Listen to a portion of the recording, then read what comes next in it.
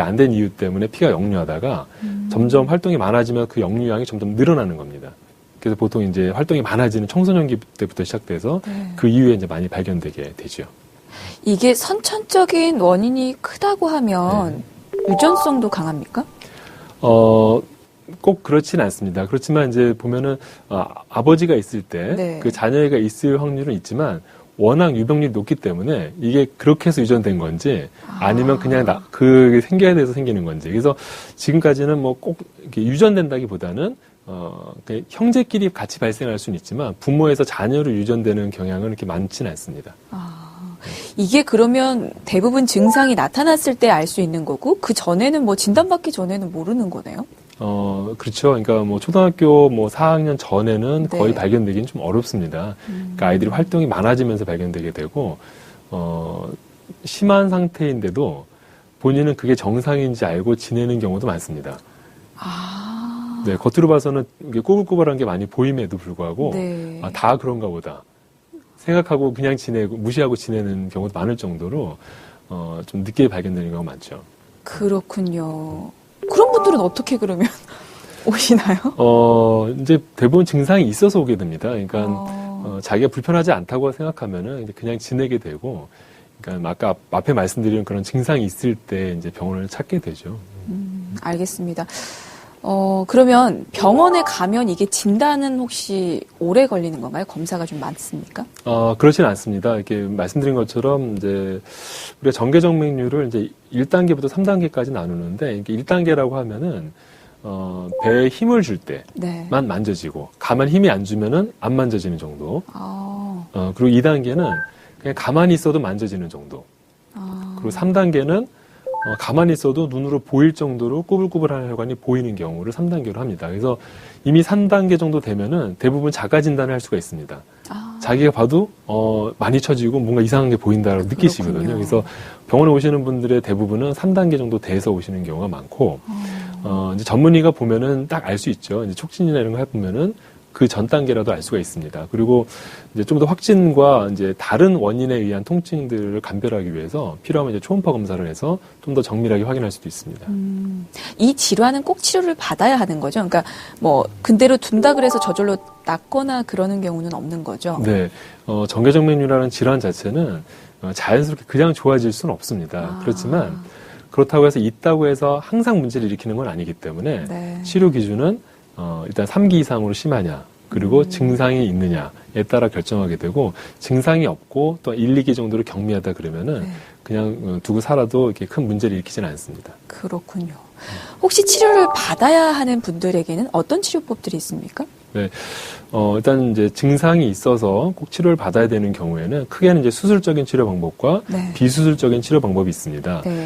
수술적인 치료 방법이라고 하면은 이제 절개를 해서 말씀드린 것처럼 피가 역류해서 생기는 질환이기 때문에 역류하는 거를 잘라서 막아주는 이게 수술적인 치료입니다. 그래서 접근 방법을 서해부 쪽에서 접근하느냐 하면 서해부 접근법, 그리고 이제 서해 하부에서 접근해서 정맥을 하나씩 묶어버리면 서해 하부 접근법, 그리고 복강경으로 해서 좀 더 위쪽에서 차단해서 막아주는 그런 위치에 따라서 이제 다양한 수술 방법이 있습니다.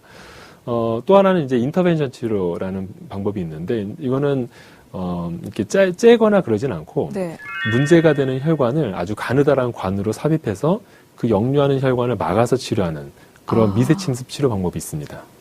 그것도 수술의 한 종류인 건가요? 이제 시술이라고 하죠. 시술. 네, 째지 않으니까 시술이라고 합니다. 그러면 비수술적인 치료법도 있다고 하셨는데 그건 어떤 건가요? 그게 바로 이제 인터벤션 시술로 하는 치료를 말합니다.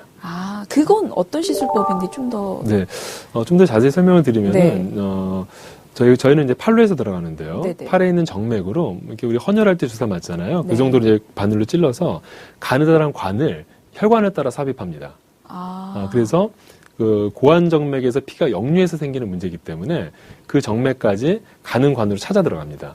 뭐 이렇게 말씀드리면 이제 너무 이제 걱정하실 수도 있는데 실제 환자분들은 거의 느낌이 없습니다. 그러니까 찌를 때 따끔하고 느낌이 없고, 그래서 문제가 되는 혈관가 들어간 다음에 거기다가 백금으로 된 코일로 혈관 안에서 막습니다. 그리고 약물을 써서 혈관을 그 역류하는 혈관을 이렇게 붙여서 더 이상 역류하지 못하도록 막아주는 치료 방법이 되겠습니다. 이게 그러면 그냥 절개해서 수술하는 것과 말씀하신 색전술인가요? 네. 그 둘은 어떤 차이가 있는 겁니까?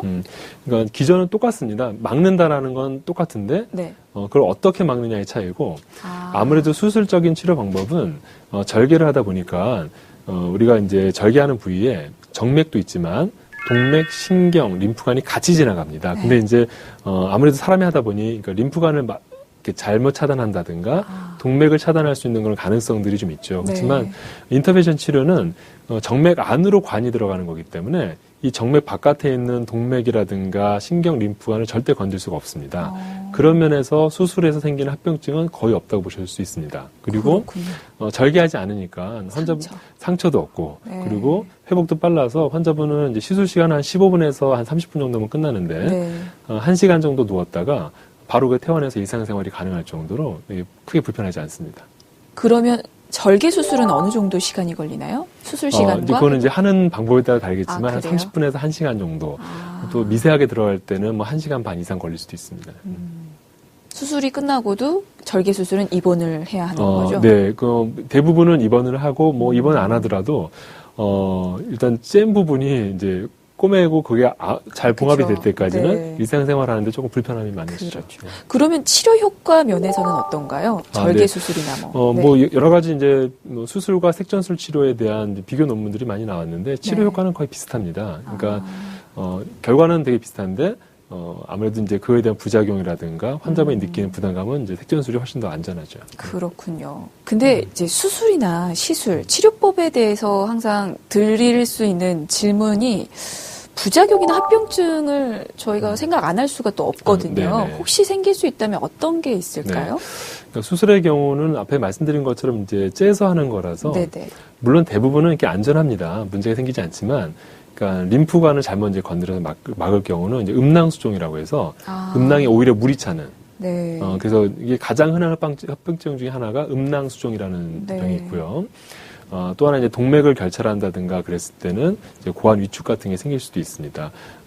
이건 좀 치명적이죠. 그거는 정개정맥 치료하러 갔다가 오히려 고환이 작아지는.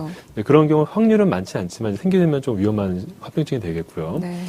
색전술 같은 경우는 말씀드린 것처럼 이제 관 안에서 들어가서 혈관 안에서 하니까 이제 그런 음낭수종이나 고환 위축 같은 합병증은 없습니다. 없고 네. 단지 그냥 약물에 대한 알러지 반응. 그건 이제 체질에 따라 좀 다른데 가벼운 알러지 반응 뭐 그런 정도 이외에 크다 이렇게 문제는 없습니다. 알겠습니다. 혹시 재발은 어떻습니까? 재발할 수 있습니까? 네, 재발할 수 있습니다. 그래서 모든 정맥 질환들은 재발률이 좀 높은 편입니다. 네. 그래서 보고에 따라서는 한 5에서 15% 정도에서 재발률을 보고하고 있는데, 그거는 이제 혈관이 우리가 묶어야 되거나 막아야 될 혈관이 하나면은 비교적 간단한데 네. 여러 개 있는 경우가 많습니다. 네, 그런 경우에 이제 아무래도 재발률이 좀 더 높아지게 되고, 수술적 치료든 뭐 색전술 치료든 간에 일단 치료가 잘 되면은 그렇게 재발이 많지는 않습니다. 그렇지만 이제 앞으로 재발에 대해서는 주기적인 검사를 해서 확인하는 게 좋습니다. 치료하고 나서 관리를 어떻게 하느냐도 재발에 또 영향을 줄 수가 있는 건가요? 네. 아무래도 이제 시술하고 나서 이 혈관을 차단했는데 네. 바로 심한 운동을 막 한다든가 그러면 이제 압력이 올라가면은 다른 혈관을 통해 역류될 가능성이 있습니다. 그래서 네. 수술이든 색전술이든 간에 시술하고 나서는 적어도 한 2주 정도는 배에 힘이 많이 들어가는 뭐 윗몸 일으키기라든가 아니 지속적인 운동들 이런 걸 삼가하는 게 좋습니다.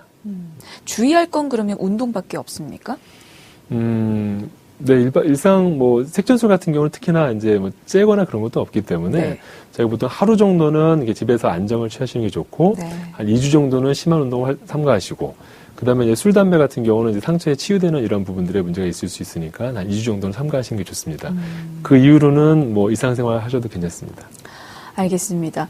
그리고 사실 모든 질환에 있어서 치료만큼 치료보다 더 중요한 건 예방이 아닐까 싶은데 네.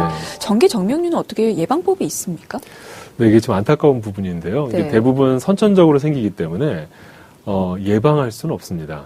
단지 그래요? 생긴 질환을 더 심하게 진행하지 않도록 할 수는 있는데 그것도 결국은 이제 배에 힘을 많이 안 주고 좀 얌전히 생활을 해야 되는데 그건 오히려 청소년들 아이들한테는 그건 사실 더 힘든 일인 것 같습니다. 그렇죠. 그래서 제가 보기에는 일단은 심해져서 증상이 생기면은 조기에 발견해서 문제가 생기기 전에 치료하는 게 최선의 예방법이자 치료인 것 같습니다. 알겠습니다. 오늘 정계정맥류에 대해서 살펴봤는데요. 끝으로 정계정맥류를 앓고 있거나 예방할 수 있는 방법을 시청자분들께 마지막 조언식으로 당부 한 말씀 좀 부탁을 드리겠습니다. 네.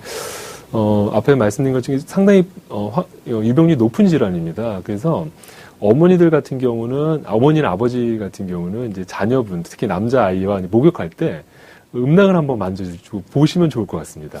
그럼 대부분 샤워하면서 발견되게 되는데 그 샤워할 때 왼쪽 음낭이 많이 처진다든가 그리고 구불구불한 게 뭐가 만져진다 그러면은 이건 이제 정계정맥류일 가능성이 상당히 높기 때문에 그때는 이제 빨리 전문의를 찾아가서 진료를 받으시는 게 좋겠습니다. 네, 알겠습니다.